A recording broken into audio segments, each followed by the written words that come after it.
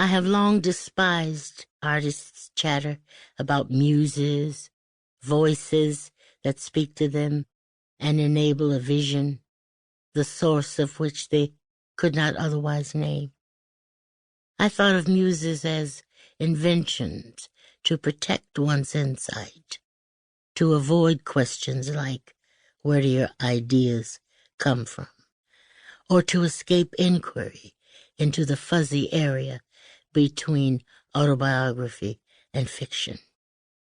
I regarded the mystery of creativity as a shield erected by artists to avoid articulating, analyzing, or even knowing the details of their creative process, for fear it would fade away.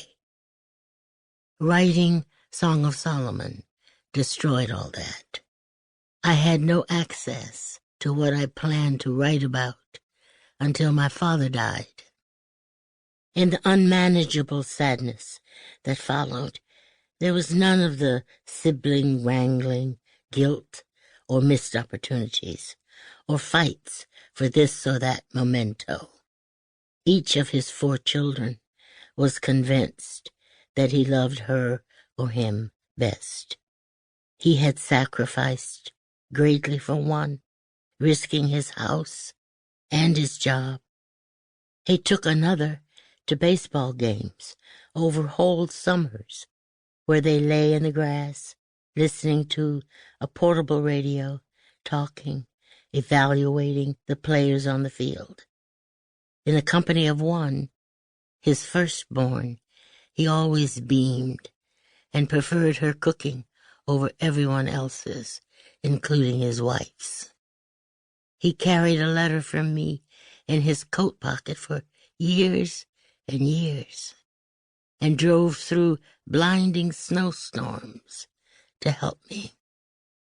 Most important, he talked to each of us in language cut to our different understandings. He had a flattering view of me as someone interesting, capable, witty, smart, high-spirited. I did not share that view of myself and wondered why he held it. But it was the death of that girl, the one who lived in his head, that I mourned when he died.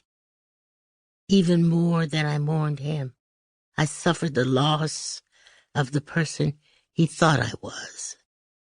I think it was because I felt closer to him than to myself that after his death I deliberately sought his advice for writing the novel that continued to elude me.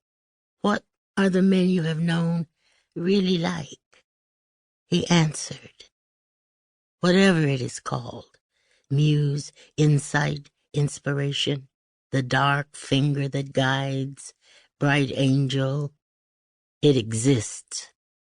And in many forms, I have trusted it ever since.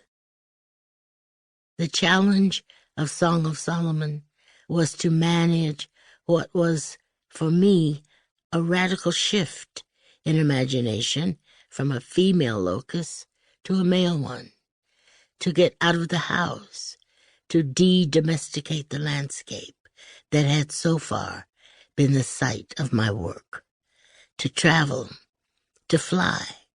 In such an overtly stereotypically male narrative, I thought that straightforward chronology would be more suitable than the kind of play with sequence and time I had employed in my previous novels.